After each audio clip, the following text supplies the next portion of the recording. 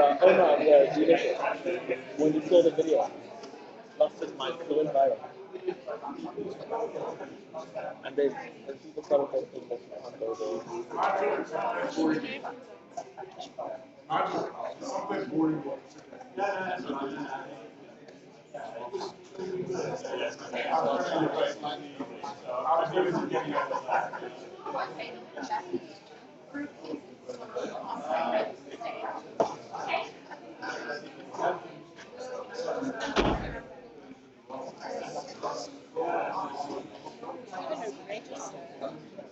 Okay, good afternoon everyone.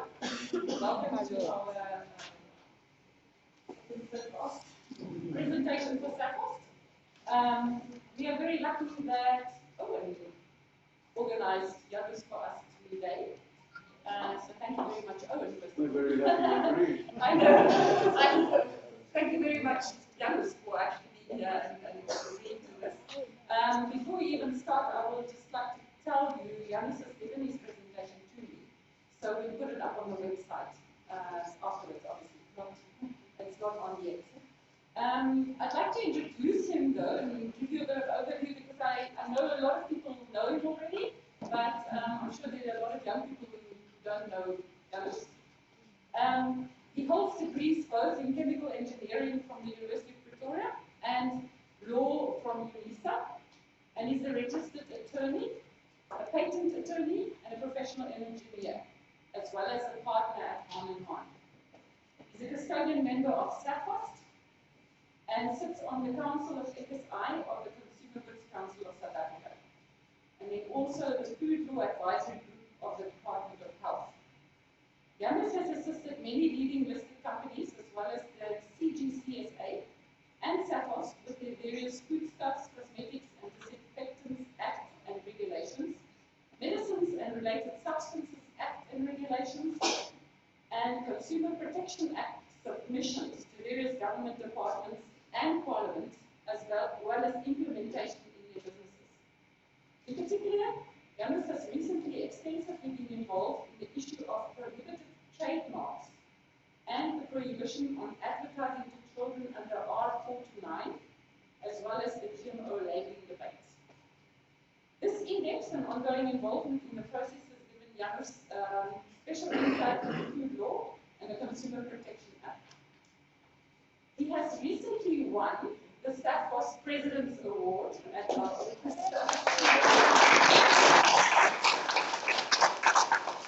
Okay, Janusz is a member of many institutes, so I won't go into it. But thank you very much for being here, and yeah, thanks.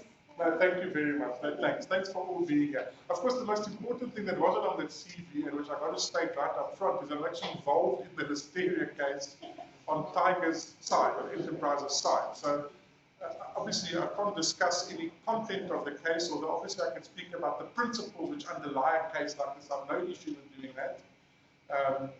Anyway, but on a completely different, unrelated note, I've just come back from 2 days in Budapest in Hungary, and there I purchased what I thought was a Sprite Zero, and it was mint flavored. Now, I don't know who here has ever tried to drink a mint flavored lemonade, because it actually tastes like fizzy Listeria. So I'm not sure if there's anyone here who thinks it's a really good idea to have a mint flavored sparkling soft drink. Is there anybody here who thinks it's a good idea? But anyway, I just thought that was one of the strangest things I've had in my life, where some marketing people are sitting somewhere and saying, let's do something no one has done before. I'm thinking, why has no one done it before?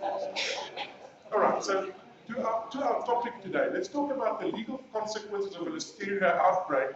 And it's so timeless because just in the last few days, there's been a lot of press coverage again of a, is there or isn't there a Listeria outbreak? And NICD went on LinkedIn and they said, no, there isn't an outbreak because only 147 people died this year, and statistically that doesn't count as an outbreak. And, as an engineer, I did a bit of statistics as well, and I'm a bit concerned about that type of analysis because the year is long. Was this 147 in 1 week, 1 month, 6 months? Where in the year was this 147? If one looks at the 2017 analysis of the Listeria cases. They also didn't occur equally throughout the year. They also spiked at a certain time and went away. So we may very well be seeing the beginnings of another outbreak or identification of another outbreak, even though the NICD says there isn't. But I just thought it's an important point to understand. But from a legal point of view of a lawyer that's representing either complainants who claim they had Listeria or people who died from Listeria, or a lawyer who's defending companies in these types of circumstances, it doesn't matter if one person died or 1,000 people died. From the point of view of the person who died, it's a 100% event. Never forget that. But don't get, got to see through statistics. Now, 147 people, that's a lot of people. You know, so let's just bear that in mind. All right, so let's talk about the legal liabilities in an outbreak, but maybe we shouldn't be limited to an outbreak. Let's call it a food safety event where people get very ill or die. And first of all, we have the issues of criminal liability. Now, in this entire situation that we've had so far with the Listeria outbreak since 2017 until now, in fact, there haven't been criminal consequences. And the reason why there haven't been criminal consequences is because of failures of government, if I say. The government wasn't prepared for anything like this, so when it happened, they weren't in a position to prosecute anyone or to take the type of steps required to be able to prosecute anyone. For example, collection of evidence, taking it to the laboratories, getting the correct analysis done in the period required by the Act, etc. But I'm sure in the future that won't be the case, because now everybody is aware of what needs to be done in order to prosecute someone on a food safety event. So, in terms of criminal liability, we have the Foodstuffs, Cosmetics and Disinfectants Act, or the FCD Act, and there we have the usual suspects, R638 being the most obvious one, the hygiene and food safety regulations, the new ones that came into effect in June this year. We've got things like R146, but they mainly relate to labeling. It wouldn't necessarily be an issue here. We've got the Agricultural Product Standards Act, which as of very recently has processed meat regulations, has the VPNs, the veterinary procedural notices, which are currently being finalized related to import of foodstuffs and of meat and the microbiological standards that apply thereto. We have the Common Law and Criminal Procedures Act, which deals with the obvious things of murder, homicide, and GBH, grievous bodily harm. You know, don't just think that you can only kill somebody with a gun. You can kill somebody with a knife. You know, I really remember at the time of the outbreak, there were these pictures going around of a death certificate that it said cause of death below you. So it can in fact be that you can be convicted of a criminal offense, not in terms of one of the other laws, but actually just as a normal homicide or murder or whatever. And then of course we've got the Constitution of South Africa, which has the right to life, and you could be found guilty of contravening that right under the correct circumstances. Think of the Isidimini life case and the people that died and the inquiry and the findings that were made. There are civil liabilities. So criminal liabilities, we should just understand, it's you get prosecuted, you go to jail. Okay, it's a criminal matter, criminal liability. Civil liability is somebody sues you for money, that take action against you. And there the most important one, or the first one that pops up, maybe not the most important one, is contractual warranties by suppliers to retailers. So if you're a supplier to a retailer, you've signed generally a long document. And somewhere in the document, you warrant that the product is compliant in all manners and ways with all the laws of South Africa, that the product is safe. When it's not, the retailer has recourse against your company. Because you've now sold them a product which in fact is in breach of the contract. Let's forget about the breach of all the other laws as well. So that company can then, the retailer would be able to sue you for all their losses. Now, let's forget for a moment about the people who died or were ill. All the retailers had to remove all products from sale for an extensive period of time. Fridges were empty. You walked into supermarkets and the shelves were empty. So those were lost sales. Potentially, the retailers could sue suppliers and say, you caused us a loss of income in terms of your contractual warranty in your supply. Then we've got the Consumer Protection Act. But the Consumer Protection Act is in fact the one that's at the forefront at the moment, because that's the one in terms of which the current class action is taking place. And the Consumer Protection Act, in our context today, deals with two main issues. The one is product quality and safety, and the second one is product liability. In other words, claiming for harm to consumers or for damage to property. Now, I don't think there's much damage to property as the bologna exploded in the microwave or something. But certainly, there can be harm to consumers. And there was, people got sick and other people died.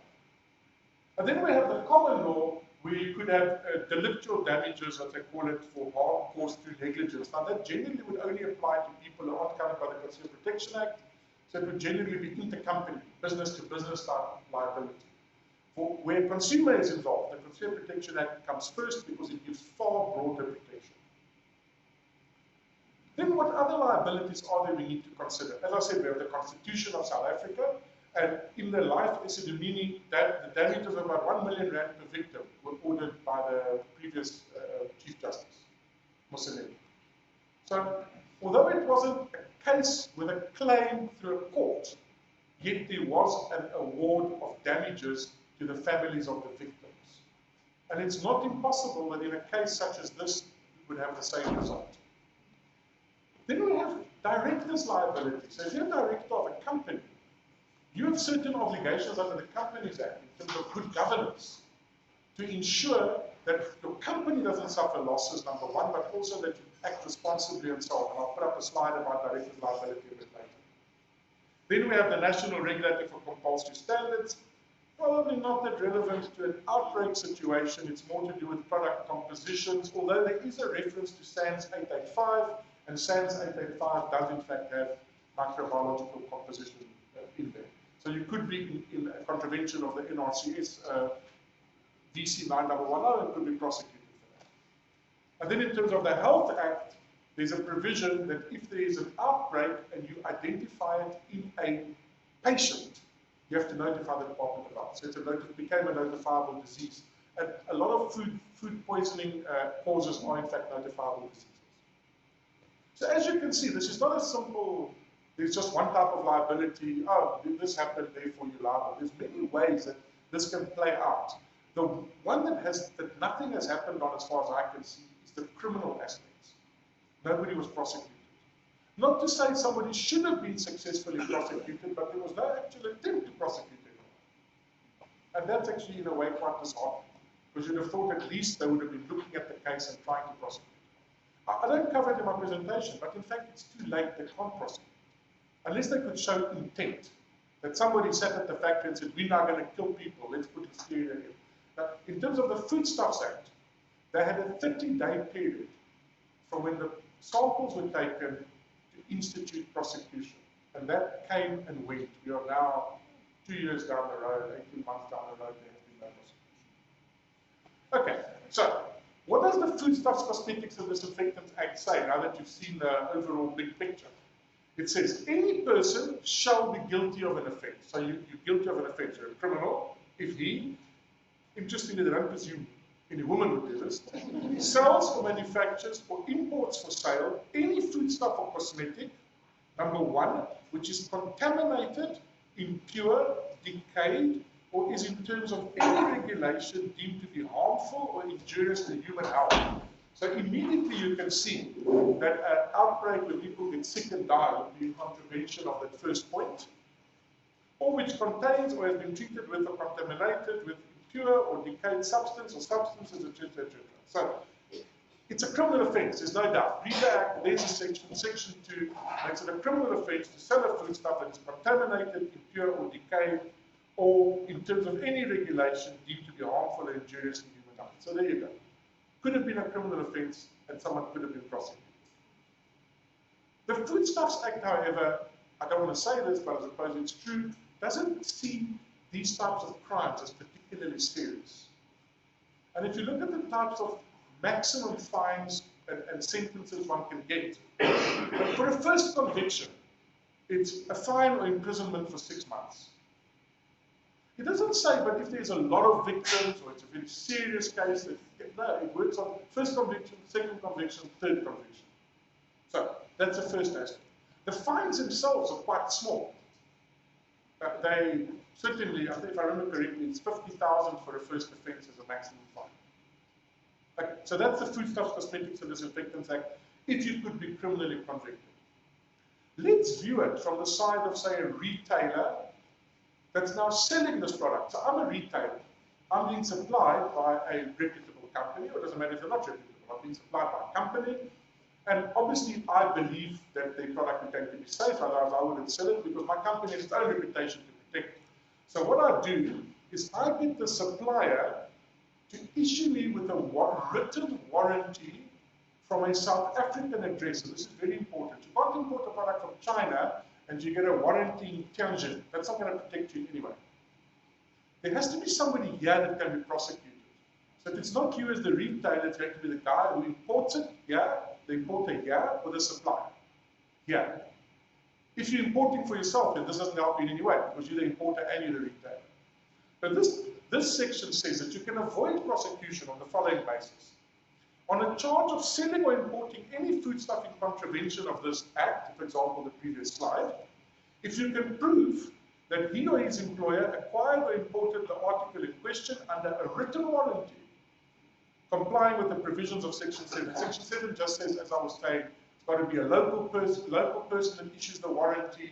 Warranty has to say certain things and so on. So as a supplier to a retailer, retailers normally have terms and conditions in their supply agreements, and they generally include this. You may not even be aware of it, because some buyer in your organization simply signs it without even thinking what is the consequence of what they sign. That he at no relevant time had reason to suspect that the article was a prohibited article. What we mean here is, it doesn't help you to have a warranty if you know there's something wrong with the product. You can't then keep selling it. Now, why am I saying this? So let's think of an outbreak situation. The product is constantly coming in and going out, and it's in DCs and it's all over the place. Initially, you say, I have a warranty, I don't know there's something wrong with the product. But at some point, you become aware that there's something wrong with the product. You have reason to suspect there's something wrong with the product. If you at that point continue selling, you're no longer protected against prosecution. And then finally, you have to sell it in the condition in which you acquired or imported it. And at no relevant time could you have reason to suspect that it was in any other condition. So you got it, it was chilled, it was safe, it was properly stored. At some point you become aware that this hasn't happened. Maybe the cold chain was broken. Again, your get out of jail free card falls away. So this warranty is of some help, but it's not a clear all the decks type of thing you can never prosecute. You still have liability if you don't understand what this section is saying. Then there's the question of the liability of the employer or the principal. You know, you can't say, well, you know, we're in a big company and actually the guy 3 floors down, he's responsible for this. It's not my fault, it's his fault. What this says is that there's a liability of an employer or a principal for any act or omission of an employee, manager, or agent, which constitutes an offence under the Act, will be the act or omission of his employer. So the employer is liable together with the person that did the wrong thing. And the only way you get out of it is the following. You have to be able, as the employer, to prove, number one, you did not permit or connive to permit such an act. You took all reasonable measures to prevent the act. The act or omission, whether legal or illegal, did not fall within the course of employment of the person who did it. So it's not sufficient just to say, well, you know, we have a policy in our company that you should never do anything illegal. That's not going to protect you. You have to be taking positive steps to prevent these things happening. Not simply some general thing that sits in a file somewhere in HR and that everybody gets to read or told to read the day they join. That's not going to help. And then, it's not sufficient that the employer forbade the act or omission. That in itself shall not be regarded as sufficient proof. You have to show that all reasonable measures were taken to prevent such an act or omission. For example, ongoing training, ongoing interaction with the people responsible for these functions, so they understand why this is so important, that they mustn't do these things. Now, this often conflicts with what's actually happening, where people, let's say at store level, are put under pressure to cut losses. stop wastage. So they do things that you wouldn't want to do, but somehow head office wants to distance itself from that because, well, you know, our policy says don't do anything illegal, but the guys are being measured against reduction of losses and wastage. And how do they reduce wastage? They change dates, they do all sorts of strange things. Okay. And then the provisions of subsection 1 shall not be deemed to relieve the employee, manager, or agent from liability. What this is saying is the employee also can't say, but my boss made me do it. The so-called Nuremberg defense that was found not to work after World War II. Okay. Something is wrong, you can't just do it because your boss told you to do it. So this plays both ways. Okay. Then we've got the liability of the importer, manufacturer, and packer. And then it says that the person, according to the label of the foodstuff, sold in a sealed package, which does not comply with this act, or which was imported, manufactured, or who imported, manufactured, or packed the article in question, is presumed to in fact be the responsible person, and they're the one who will be convicted. So your branding and your address and so on appearing on the label makes you primarily responsible. Don't take it lightly. Okay, and this will apply unless you can prove the following. Number one, he didn't actually import it. Maybe it's counterfeit. Because I've had this. I've had somebody come to me in the case of a counterfeit product. Their name is on the product, but it's not actually their product. So that's possible. That the non-compliance of such article with the provisions of the Act is due to deterioration or some other change which occurred after such article left his possession. When I'm talking about the Consumer Protection Act, you see there's a similar provision. You can show when you handed the product over, you can show there were proper temperature controls in place, you've got detention samples, you've got micro results. All of this is showing there was nothing wrong with the product at the time it got loaded into the truck as it drove away from you. You can't just assume it is, you're going to have to prove it. The onus will be on you to prove that there was nothing wrong. And then the non-compliance of such articles, the provisions of the Act, is due to the deterioration. Okay. And then it says that the provisions of that section shall not be deemed to relieve any person from liability incurred in terms of the Act in respect of the sale of any article. So I'm selling a product branded under your brand, I am also liable as the person who sold it. You're liable because you imported it or made it, I'm liable because I sold it, unless I can show one of these things. Now the reason I'm explaining this is because this hasn't come up. No one gets prosecuted under these things. I don't understand it. Right? South Africa is a country of good laws that aren't enforced. So this is Act 52 of 1974. So those of you that got an A for maths, you can work out how many years we had this law. And there are very, very few prosecutions. Very few. There's one or two that I know of. One took many years ago, a bee in a Sparletta bottle. And Coca-Cola got prosecuted for a bee in a Sparletta bottle. Things like that. But yet other very serious things, no prosecution takes place. Okay. So, moving on from the generic sections, I just wanted to highlight the fact of the microbiological regulations, microbiological standards, which to date have still not been amended, although there were drafts out and so on, just to let you know that at the moment there's still no reference to Listeria in the micro-regulations. But of course there's a catch-all phrase which says that you cannot sell any product which is contaminated. So there is a catch-all phrase, but there's nothing specific about Listeria. Okay. Let's talk about the one which I think is really important. So when this whole outbreak started, which was alleged to have happened at the Polony factory, that was 2017. So in those days, R962 were the relevant hygiene regulations. We are now in 2019, and our hygiene regulations are now R638. You get a 1/3 discount. So, and these regulations were changed actually as a result of this outbreak. Having said that, the draft had been in circulation for 3 years. So there was a draft in circulation for 3 years, R362, and after this outbreak, suddenly came through very quickly. It was finalized and it went through. Okay, whatever the reason, this is what we now have. We now have much better hygiene and food safety regulations. In fact, it's the first time we have food safety regulations. The previous ones were simply hygiene regulations, which is not the same thing. So, what do these regulations say? And I'm really only going to be quite brief here. So first of all, you're not allowed to handle any food on a premises which do not have a valid certificate of acceptability. And we'll talk about what is a certificate liability. Then the other very important point here is that a person in charge of food premises, if they're replaced by another person. So you go into I'll say like a McDonald's and you see there's a sign on the wall and it says certificate of acceptability, and then there's a person's name and an ID number.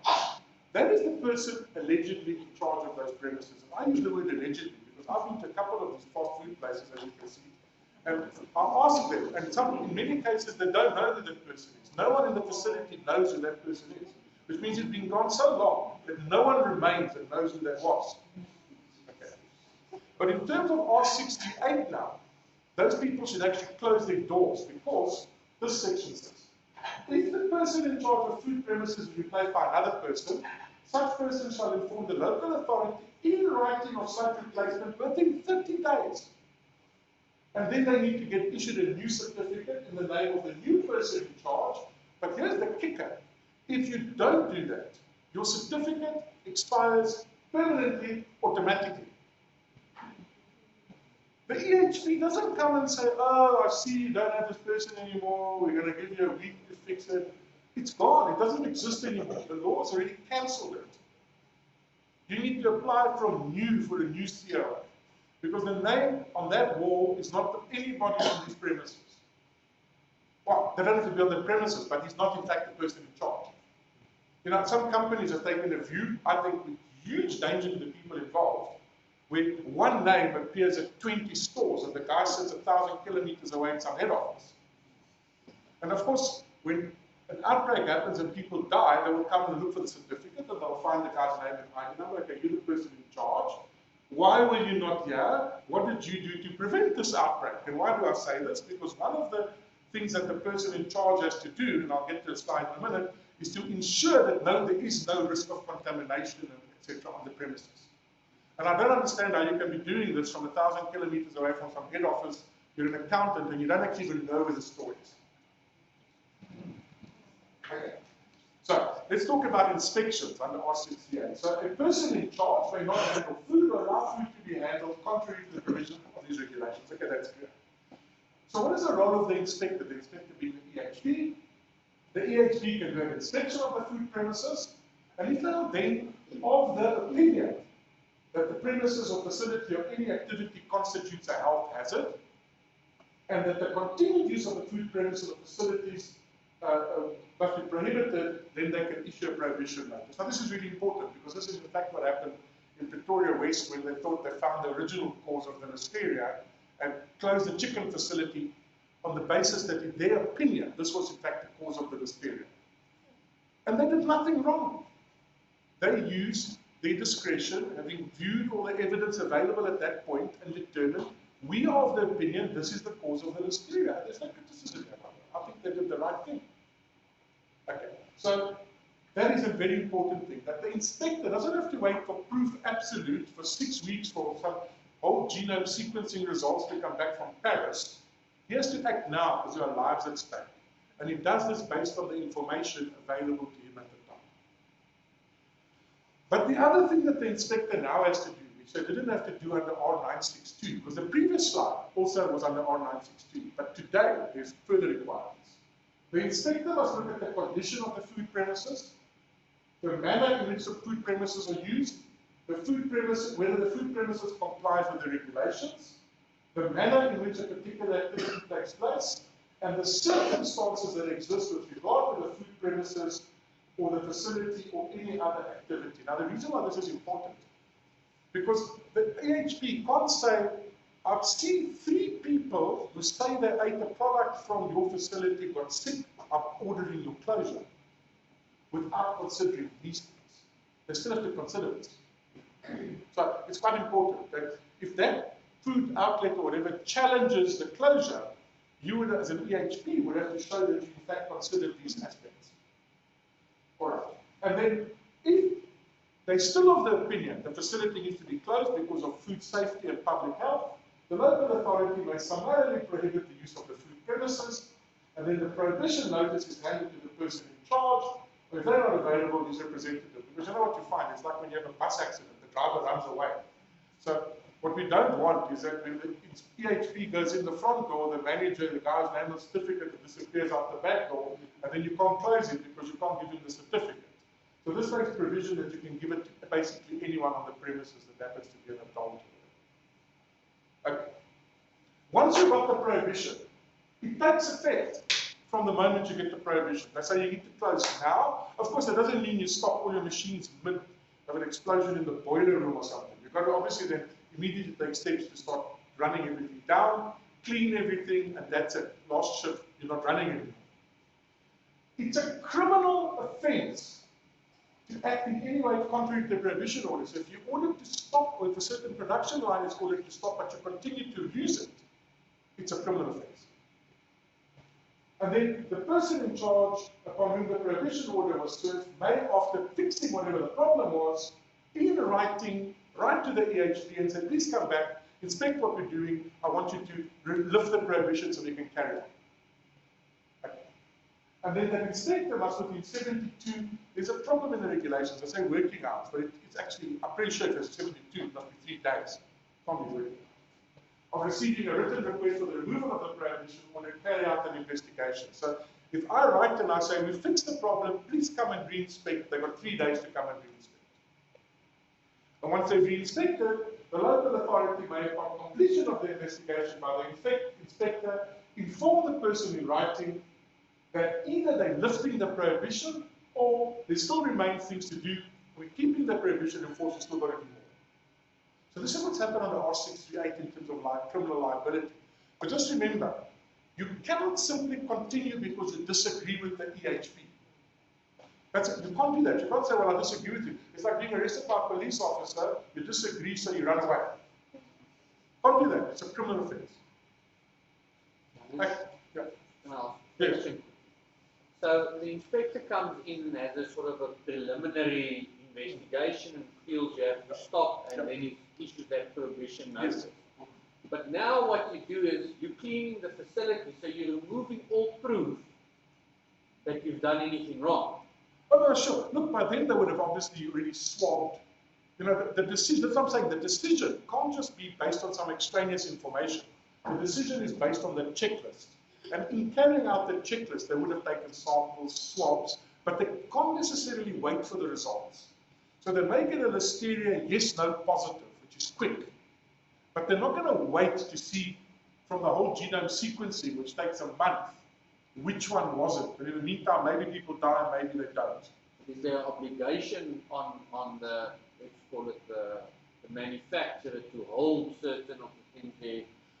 Only if the inspector, so there's another regulation, R328, which is powers of inspectors, in which they can either take samples or request that you don't destroy certain things.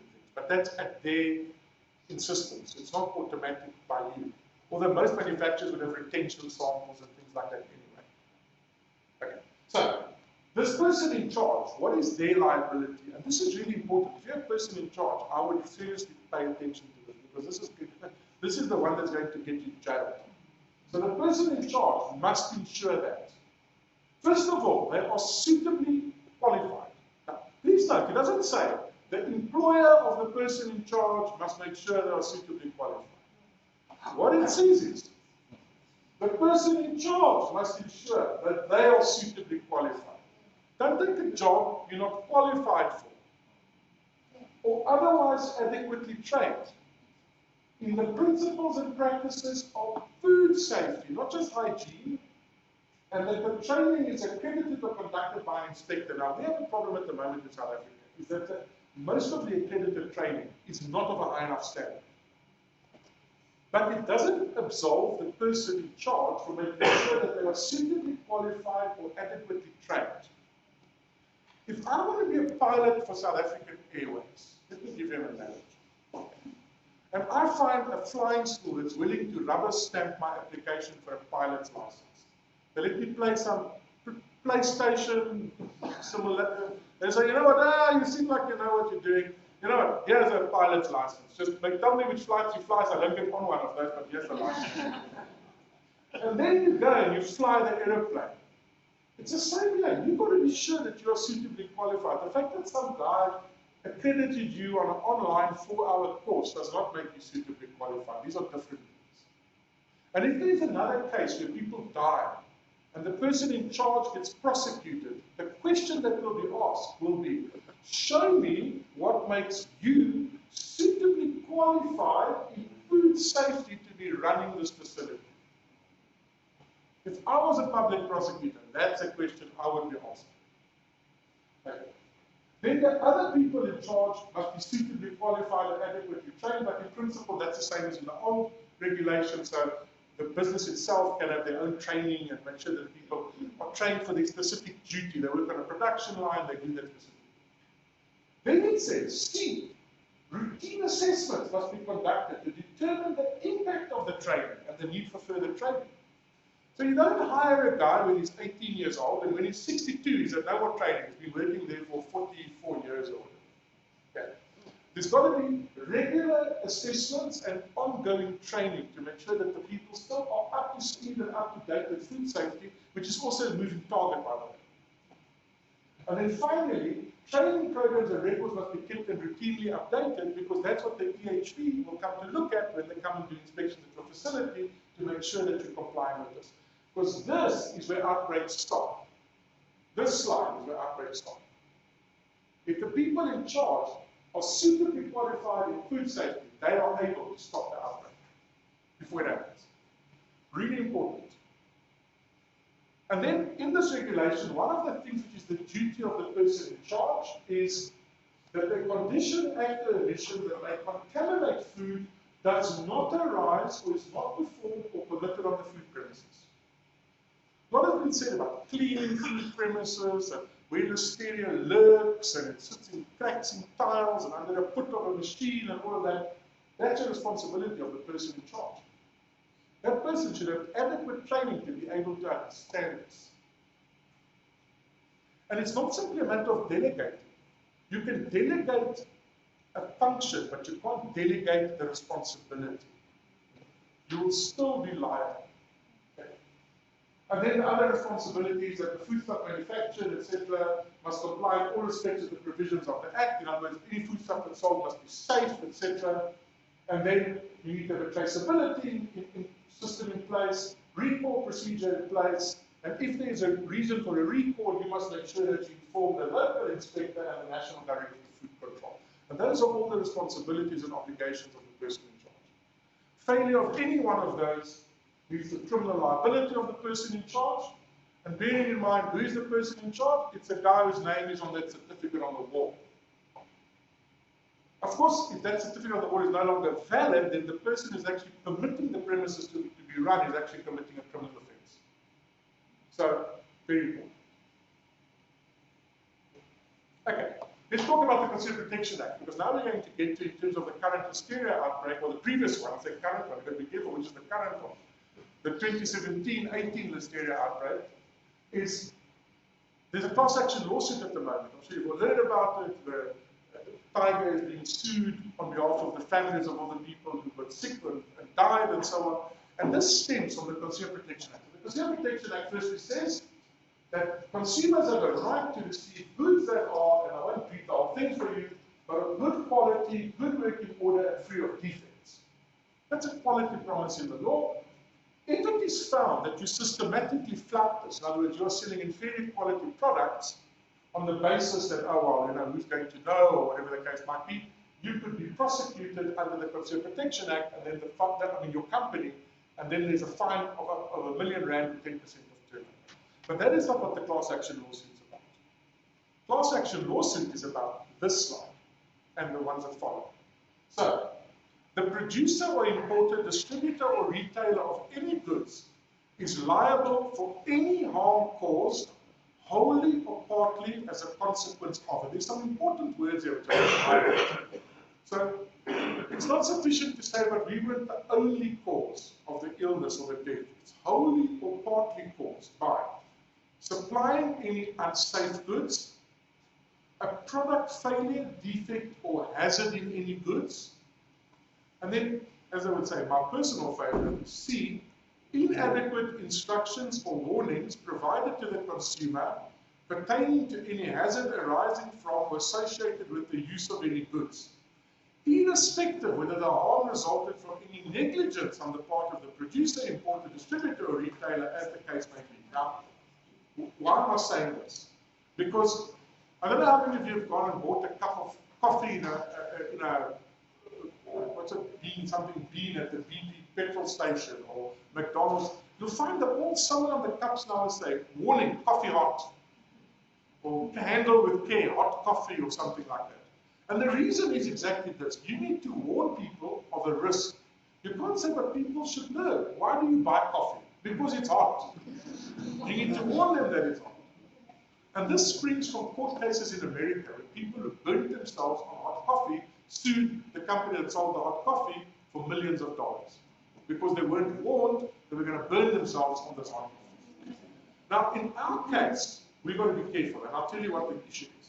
I hear regularly, our products are safe because people need to cook it before they eat it. So it doesn't matter that there's Listeria on the product, because cooking kills Listeria 10 out of 10.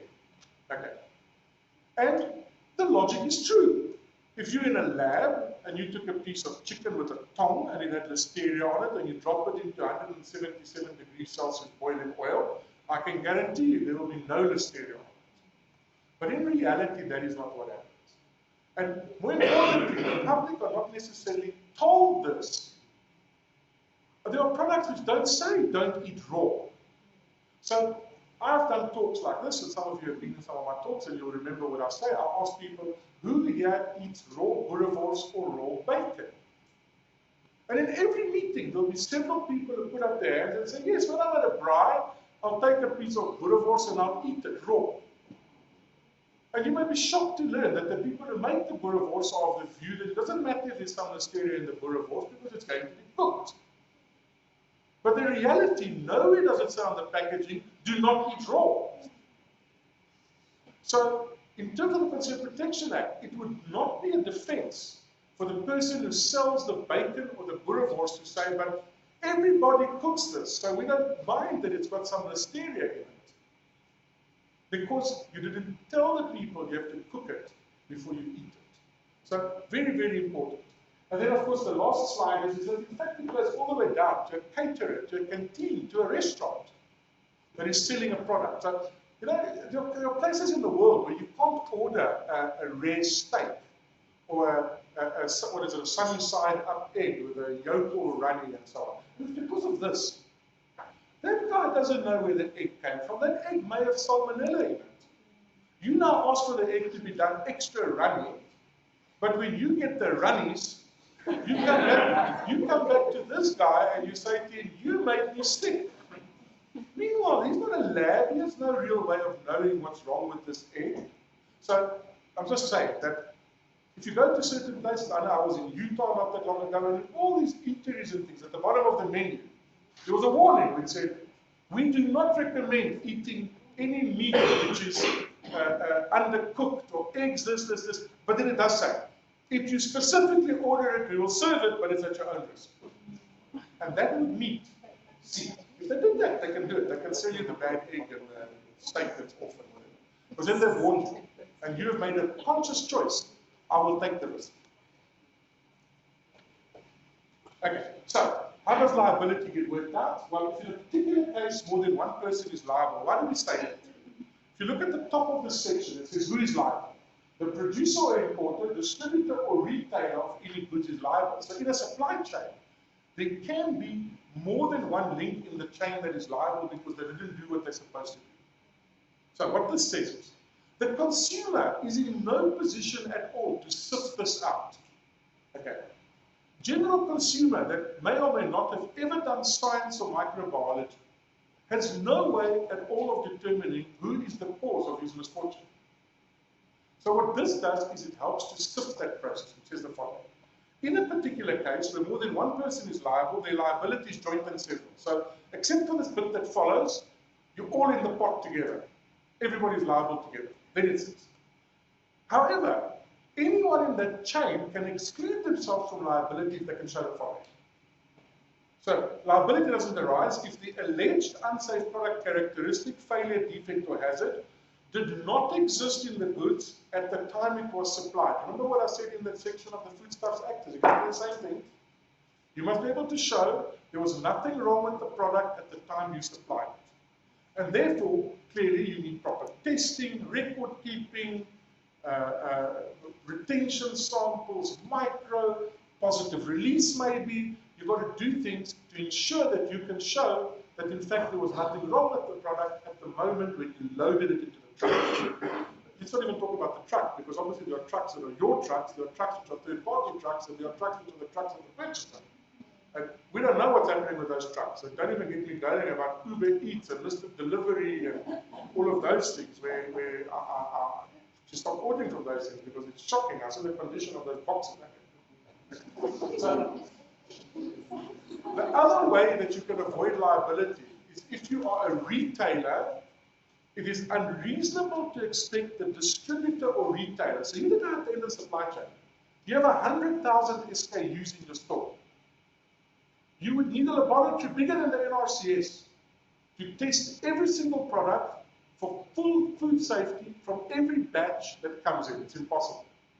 So obviously you have to do some things for food safety, such as third-party audits, asking for COAs, asking certificate of analysis, that's what COAs in this instance, and things like that.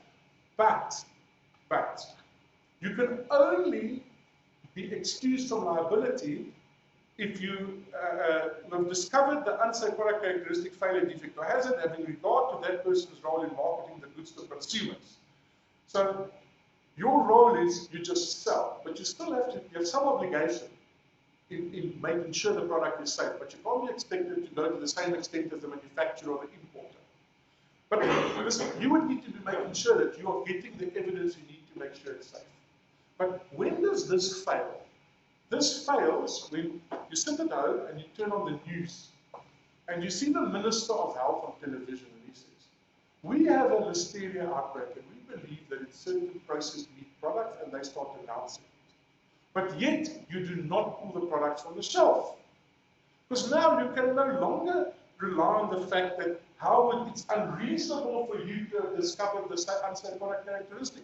You saw it on TV, and you must believe everything you see on TV. So, but the point is that all of these defenses only work up to a point. At the point that you are deemed to know, you know. You can't then say, well, nobody told me, so I didn't know. You know, I did a litigation case, which we won at the London Supreme Court, where we had a very interesting story where we would serve documents on the other side's lawyers, and then we would email and fax them. You know, there's a fax machine. Some people don't know what a fax is. You know. So we faxed and emailed documents to the other side. And the defense of the other lawyer was he never agreed to receive a fax or an email, so when they came in, he never read them. And he lost. The Supreme Court did not find that particularly amusing or responsible. And it's the same here. Once you know there's something wrong, they will just officially tell you, you would need to go and do some investigation to determine if the product is safe. Okay. And then what would you be liable for? So now we get into our class action lawsuit. So you would be liable for the death of or injury to any natural person. So not any AI or robot. An illness of any natural person, and then any loss of or physical damage to any property. Let's not go there. D is critical. Any economic loss. Now, any economic loss is very far-reaching. That results from the harm above. So somebody died, but they were the breadwinner in the family. In fact, they were a physician or a radiologist, and the family was used to a very high standard of living. And now that person gets taken away because of the product that you sold. That's the economic loss that we're talking about here.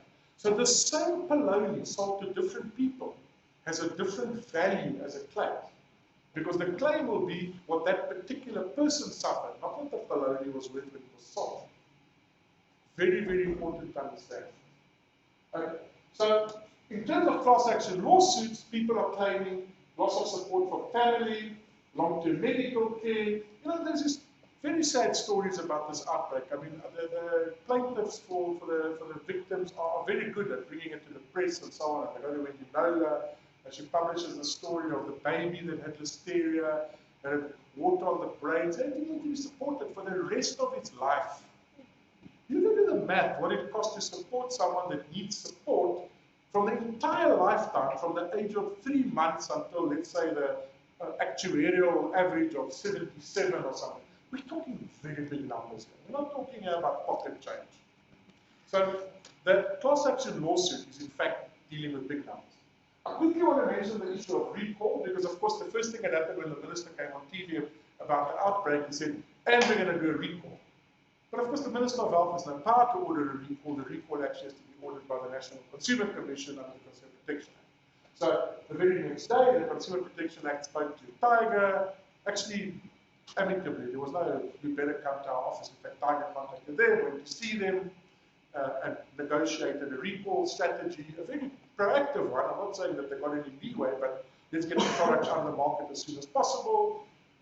Let's collect it in a place where we can account for all of it. We know how much we got back, we know how much was sold, you can see that it's gone. So all of this must be done with the approval of the National Consumer Commission. You can't just go on your own mission and decide, well, how are we going to start doing a recall? And I remember years ago seeing a recall on a swimming pool floater. And the problem they had is in the production of the floater, the two halves that get sealed together, the seals will let you go. The floaters are falling apart. And those isocyanuric acid tablets were falling to the bottom of the pool. Whole pack of them, 5, 6 at a time. So children will dive in thinking, oh, this is how I can dive in and fish out of the pool, fishing out tablets of slowly dissolving isocyanuric acid. So what did the recall notice say? Recall notice said, bring in 1 blue floater and get 2 free white ones. What does it sound like? It sounds like some sort of promotion. It doesn't sound like a recall. So you can't be doing that. You can't say, bring back your polony and get a free packet of Viennas. You've got to say why you did that. You've got to give the reasons, etc., etc. Okay. So the recall notice, once it goes out, cannot state, first of all, that it's a voluntary recall. And it makes perfect sense. Even if it is a voluntary recall, you decided yourself to do it. The public won't understand that. If the public see a notice that says voluntary recall, they say, oh good, I don't feel like doing it. It's voluntary. Product description, we need a proper description, we need a picture of the product, we need a statement of the hazard. So you've got to say, why must you now return this? And I must say, Tiger were very good. I'm sure you remember how they did it. They were clear. They said, don't eat this, bring it back. Put it in a Ziploc bag, zip it. Clean your fridge with Jik or whatever, chlorine or whatever brand they sell. Clean your fridge with that to make sure you kill the Listeria, etc. There must be, and then obviously contact details into contact. So that's a recall notice. And that's very important because although the recall notice won't exempt you from liability, definitely when the product is withdrawn, there'll be less liability. I mean, that just follows. Okay, so the class action lawsuits under the Consumer Protection Act, and it comes under this section which says that any one of the following people may approach a court under the Consumer Protection Act, and one of them is a person acting as a member of, in the interest of a group or class of affected persons. Now, what does that mean? In normal litigation in South Africa, historically, it was always John sues Peter. Then Mary has a problem with Peter. Mary sues Peter. So each individual person ended up having to sue the same guy. And most people can't afford to do that. They can maybe try to get together. They would list 40 or 50 people all suing the same guy. It's still not the same. What happens here is they say, well, there's 200 odd people who died, there's 1,000 people reportedly made ill, so probably it's 3 or 4 times that. We approach a court and we ask the court, please appoint me, the attorney, to represent all of these people, known or unknown. Remember, we don't know everybody at this stage. Some people may only turn up later. It turns out they become aware that they in fact suffered from listeriosis. They knew they were sick, but they didn't know it was Listeria.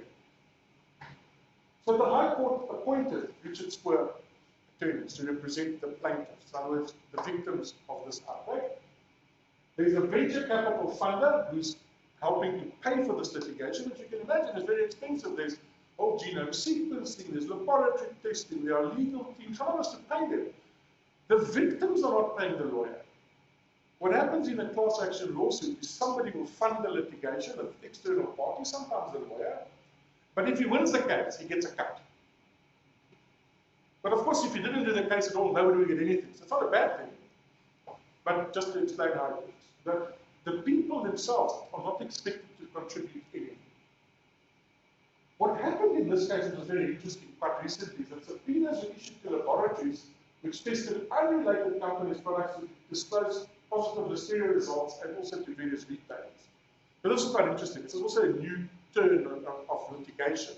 We started to go the American litigation way, and the only thing we don't have a jury.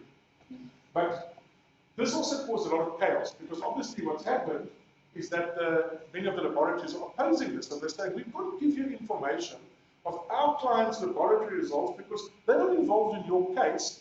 And by the way, we have a confidentiality agreement with them that we won't disclose any information that we test for them. So that's one interesting point. And then the damages claimed and the legal costs incurred are huge.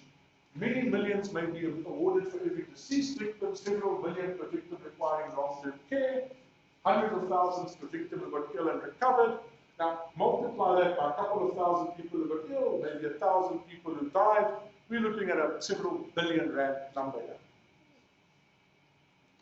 This is not a car accident. This is big money. So, you read in the press, huge surprise, this case is taking so long. Why is this case taking so long? So, if you're suing people for 2 or 3 billion rand, what do you expect them to do? You say, gee, you know what, I can have your account number, I'll just send you a voucher. I'll just WhatsApp you a voucher. Of course, they're going to defend the case. If for no other reason, they may not even defend that there was an outbreak, they may defend the amounts. These two things are not the same thing. But anyway, the guy from Richard's Court Attorneys was interviewed on 702. They were now talking to him about why is this case taking so long. So I thought, okay, I couldn't say some of these things because obviously I'm involved in the case, but I can quote what he said on the radio because at the end of the day, he said it, not me. So the summons have been issued and Tiger has pleaded, but now they have to disclose their own internal documentation, which we will rely on very heavily to prove the case against them. Now, my colleague Jaco does a lot of litigation. I'm sure when he reads this, he smiles. These guys will say, we don't actually have any evidence. We're hoping you'll give us the evidence, and then we can sue. Second, the second challenge is that Tiger has issued subpoenas against all the food safety testing laboratories in the country and demanded they disclose who it was that had samples tested during the time of the outbreak and what the results of those tests were. That information is strictly confidential. Well, yes, that's true. I mean, I agree with you, but then he goes on to say, as you can imagine, the laboratories and their clients are not very happy and have indicated that they are willing to fight this all the way to the Constitutional Court. Now, if that prevents Tiger from getting ready for trial, we could have very long delays.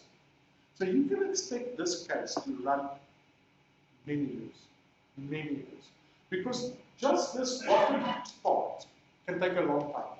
Let me tell you why this is a big problem. I'm going to say this as neutrally as I can. If laboratories are unable to test companies' samples confidentially, companies will stop sending samples for testing. It's going to affect public health across the board. It's in fact a huge risk to everyone. You cannot have a situation where unconnected parties are demanded to disclose confidential information because for now it seems convenient. Because it will simply result in the situation where companies are going to sit around the table and say, we've seen what happens, we can't send our samples to anybody here. The bigger ones will say, well, what we'll do is we'll send our samples overseas, but they can't subpoena them because they're in a different jurisdiction. Or we'll do our own in-house results, and we're just not going to disclose them to anyone, we'll shred them by a bigger shredder, whatever the case might be. So I think this bottom thing is potentially a big problem. But that's just a neutral sort of comment on the topic of public health and using labs and so on. All right, so that's where we are with the class action lawsuit. It hasn't really progressed that far. They haven't got further than the people filing the claim, Tiger filing a denial, and this is where we are. So it's still a long way off. But as you'll remember from my bright beginning slides, from a criminal point of view, there have been no prosecutions. The next time this happens, there will be criminal prosecutions. If there isn't, people should be fired. Because how can you have a situation where people get sick and die and no one gets prosecuted? Somebody must be responsible. It's not just something. It's not a lightning bolt or a meteor or something. I mean, there were people involved. Somebody didn't do their job somewhere, whatever that job was, etc. Vicarious liability. This is just to explain once again, as I did in one of the earlier slides, that an employer is responsible for the actions of the employee. I'm not going to belabor this point, but it applies equally to the Consumer Protection Act.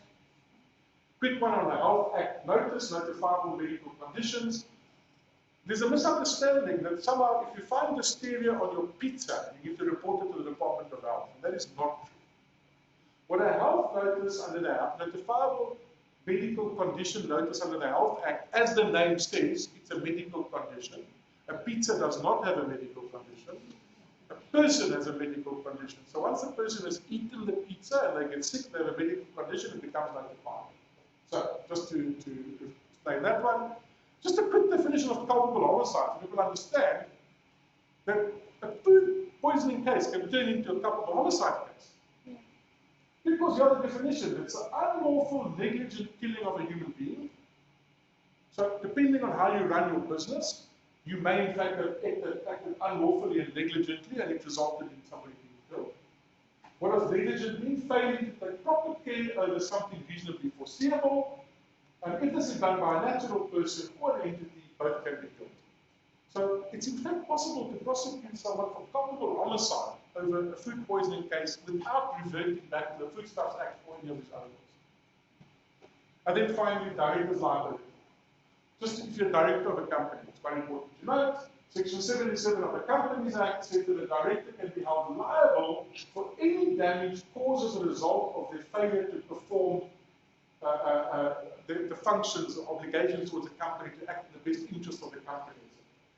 Director is held liable to the company for the loss that may be incurred as a result of the damage and may have to pay losses. So a director that makes rash decisions causes a company to lose 3 billion rand could then be held liable by the company, not by the victims, by the company, the shareholders of the company, for their actions in allowing this to happen.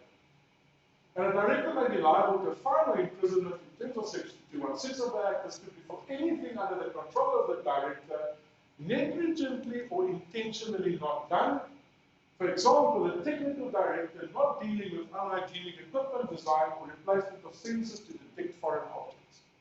I cannot tell you how many times I've sat in meetings where we identify a problem in a facility and the people say, you know what, yes, we have that on the budget for 2022. Okay. They need to read this slide. Very important. That's it. Thank you.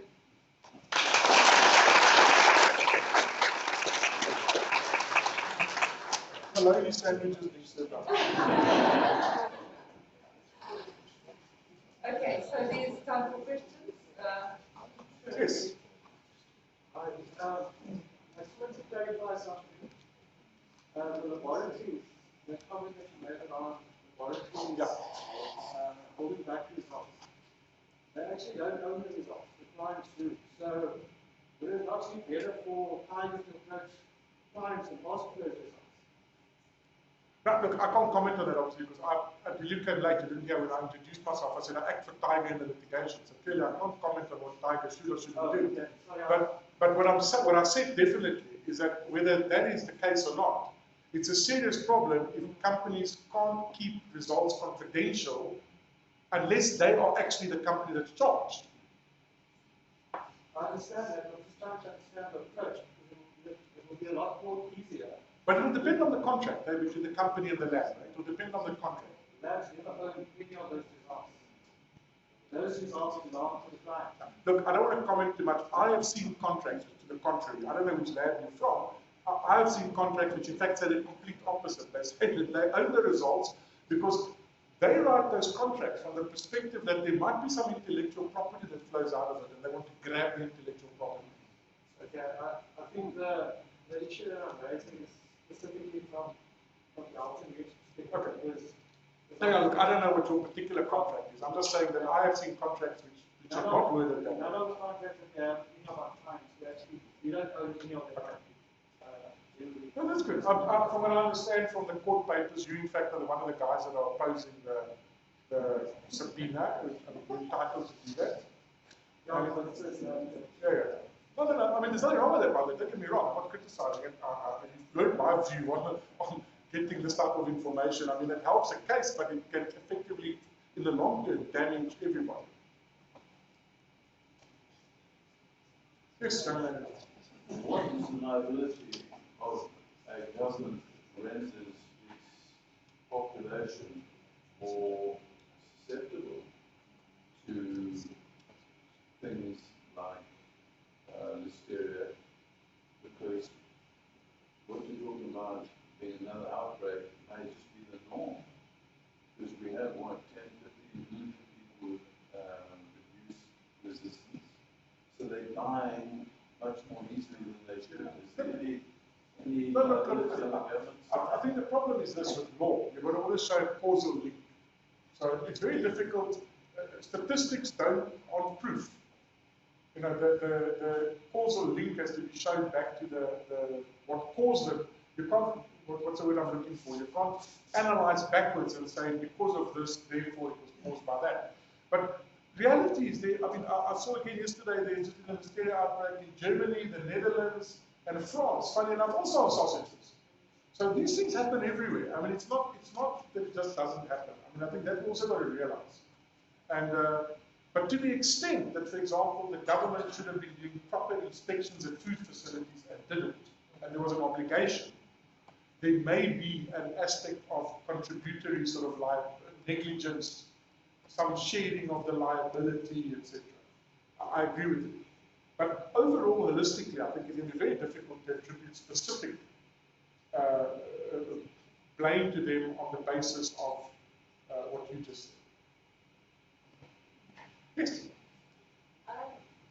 In the event that I am a company now that is being litigated against such an outbreak, and I have done a full pre-safety audit on FSSC accredited, and that audit came in, and there was evidence during the audit that there was a possibility that it was a food safety issue, and they overlooked it because of the interactions. And then they passed it, say they can pass that audit. Where does that sit in this whole situation? So that's very interesting because obviously they're not in a direct chain of supply. So the consumer probably wouldn't have a claim against the third-party auditor. But between the company that was audited, or maybe even people further in the food chain, the retailer that sent the third-party auditor, they may have a direct claim against an auditor, just like it would be a financial auditor. I don't think there's any particular difference. The problem is that you've got to have an understanding of what the auditors are doing, because they work to a protocol. Now, they present the protocol before they get employed. Now, if they audit against the protocol and it's purely a paper exercise, they can step over leaking hoses to get to the room to sit and look at the files, but their protocol is to look at the files, and that's all they're expected to look at. There's probably no liability because they're not supposed to be going along and checking to see if there's a nut that's loose somewhere. In fact, they're supposed to be looking at paper. So part of the problem is that maybe the protocols that are being used are not the correct ones for the facilities. And I see Rolf sitting at the back. He can tell us all sorts of interesting stories about it. He does good presentations on how you do an audit. But anyway, so but the point, but that's the actual point. There can be liability if you can show they were negligent in what they were supposed to do and what they did. You can't say they're negligent because they didn't do what they were never expected to do. Yes, but let's say I'm not a person in charge, and I'm relying on the results of that audit for me to know whether But remember, no, your problem is that the auditor is auditing the papers you created.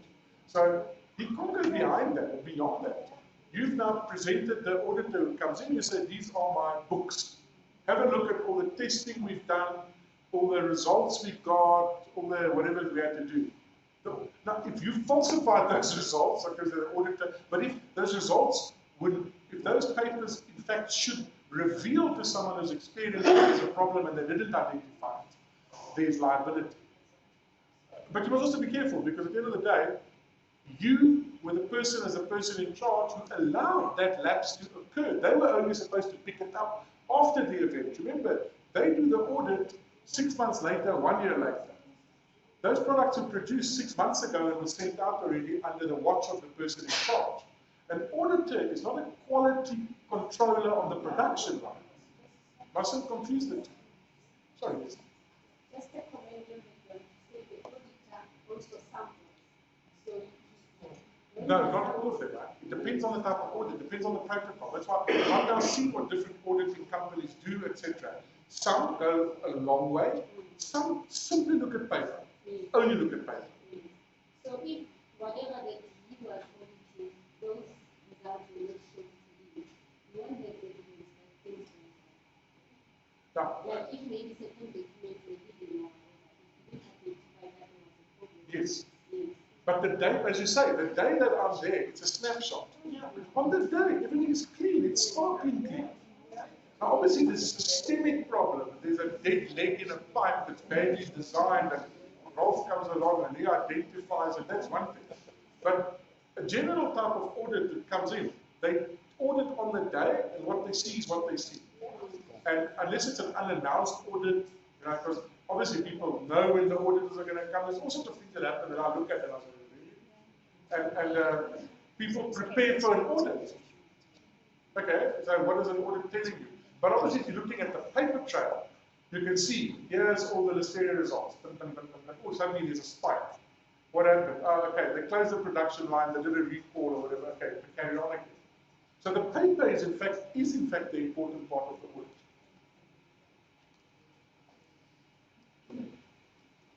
People who are taking part in the they have to prove that they actually implement compliance. Well, in any normal court case, you'd have to prove cause and effect. So, because it's in the Consumer Protection Act, you don't have to prove negligence. You still got to prove this product caused my illness. You still don't have to prove that. Now, there might be different ways of proving it, because obviously, if you're reads, there's no secret what the NICD has published and spoken about at conferences and so on. What the NICD is saying is, but we know for sure, because the Listeria we found in the victims is the same as the Listeria we found in the factory. So they say, well, therefore, we don't have to show that the people ate it, because how would they have got that Listeria into their body? We can try and jump all those steps and say, well, we don't have to actually show they bought the Listeria, there's their receipt, etc., etc. That we'll have to still see, because a Listeria, the whole genome sequencing is not a fingerprint.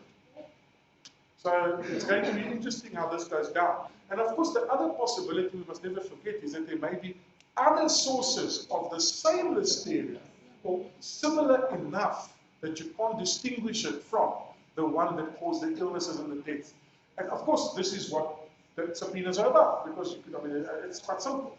You check anyone who's found Listeria and try and find has anybody found the same or similar Listeria in that same time frame. And if the answer is yes, I'm afraid the case will sink.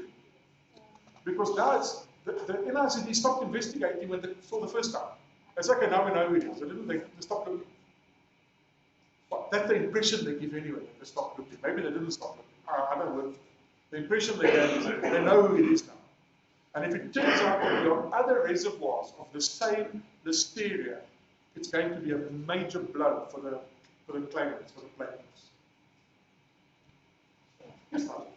Janusz, going back to a more fundamental question, can you visualize a situation where, in terms of the formal regulation, the laws that you quoted and the legal principles behind them, a scenario could arise where either individuals or a class action could be brought against a food manufacturer on the grounds that then the nutritional composition of their product and encourage them to consume large quantities of products could be perceived as a cause of illness or death, because that is a time bomb which would make whatever we're talking about now pale into the Sure. Look, I think this was tried in America. Yeah. So in America, there was a family who took McDonald's to court because they were grossly overweight. And they blamed it on the fact that they ate McDonald's every day. So therefore, it must be McDonald's fault. And the court said, no, you need to be responsible. Yes, eating McDonald's every day will make you grossly overweight. So don't eat McDonald's every day.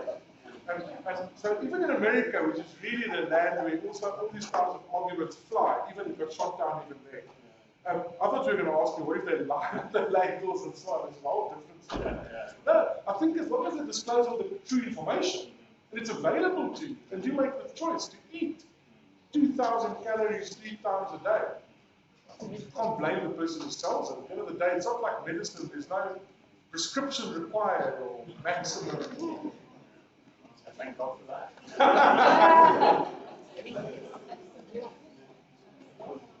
Anybody else? No? Going. Gone. Okay. Well, we'll be going to say thank you. Seeing that you got to organize here. This isn't a single. Thanks very much, Janusz, for clarifying us. And maybe we better share this. So wash my hands. The fear of warning to everybody here. But I think it's also a timely message for food science professionals, which you'll know, and many others, that there are lots of people in factories who should not be there. That's where the food science graduates really need to be, because it is so complicated, and there's so much to learn and be aware of that the ordinary day-to-day hoi polloi who seem to be, well, back when I was in the industry, it's terrifying. It's absolutely terrifying. And I should add, and more EHPs. Indeed. But, and this is another thing that SAAFoST has been looking at for some time, to say we need lots and lots of EHPs. We need specialist EHPs. We need food inspectors, people who have the knowledge that food scientists have. Because I think they also must concentrate on lots of other things. So I think they need to polish up their act as well. Very, very much so. And I think this case is going to bring up a lot of very interesting things. As you said, the government's going to be more aware next time of what it needs to do. And I hope by then that the EHPs are much more organized than they are now, and that we have more food science in our practice. Janusz, thank you very, very much indeed. Here's something for you from the ladies He's a regular contributor, so I hope that we can, if this is going to last another 10 years, we might have to have you every year. Well, if this one that they recorded now is starting again, I'm doing a new presentation.